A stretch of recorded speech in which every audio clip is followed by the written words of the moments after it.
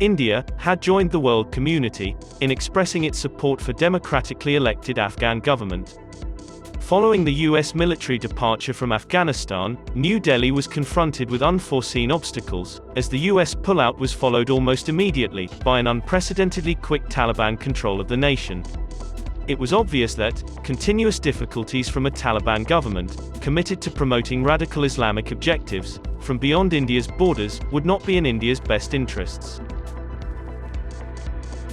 With Pakistan and China working hard to support the Taliban, practically all of Afghanistan's western neighbours, including India, are concerned about the Taliban's return to power.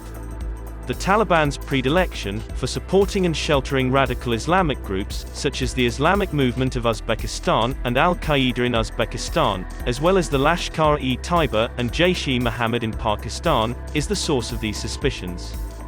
The massive store of arms and ammunition that the US left behind in Afghanistan has already made its way to Kashmir in India, where Pakistani militants are seen employing such weapons.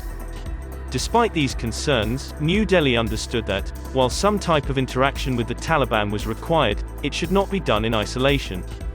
Furthermore, while not wanting to be perceived as obsessed with Pakistan, New Delhi needed to mobilize Afghanistan's western neighbors, who shared its concerns about the need to ensure that the Taliban is forced to stop providing support and safe havens to Al-Qaeda, the Islamic State, and other radical groups in its neighborhood.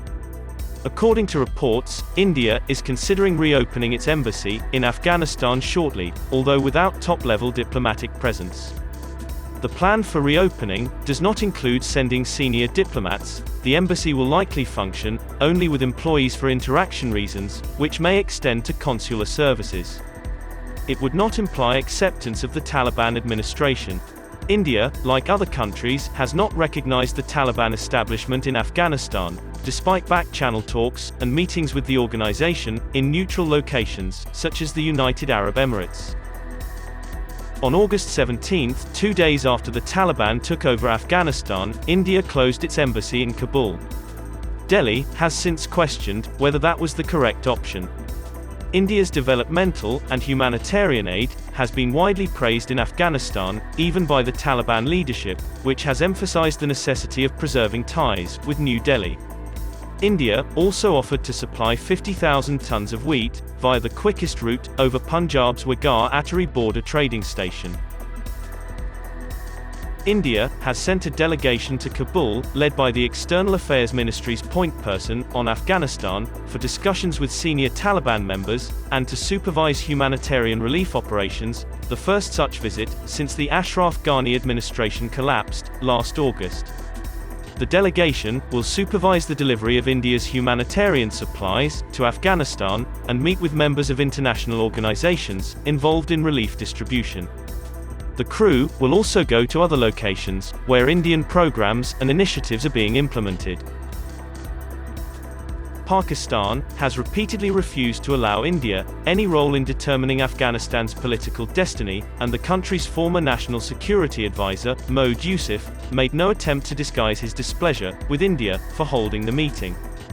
Given Pakistan's exceptionally tight connections with its iron brother, China's non-participation was also unsurprising, especially in view of the current border stalemate between India and China. However, given the gravity of the situation in Afghanistan, Pakistan could not afford to be regarded as hindering India's much-needed help. Pakistan had no choice but to permit the supplies, fearing unfavorable publicity for refusing to allow Indian humanitarian aid to pass across its territory to Afghanistan.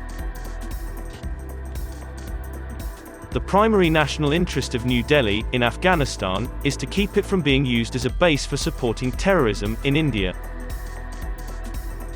India, as a regional power, does not want geostrategic Afghanistan to become a client state of its main opponents, China and Pakistan.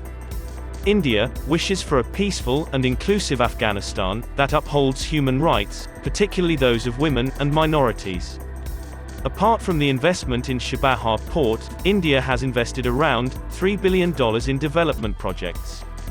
The vast majority of Afghan intellectuals were educated in India. India would prefer to keep the goodwill it has acquired in Afghanistan.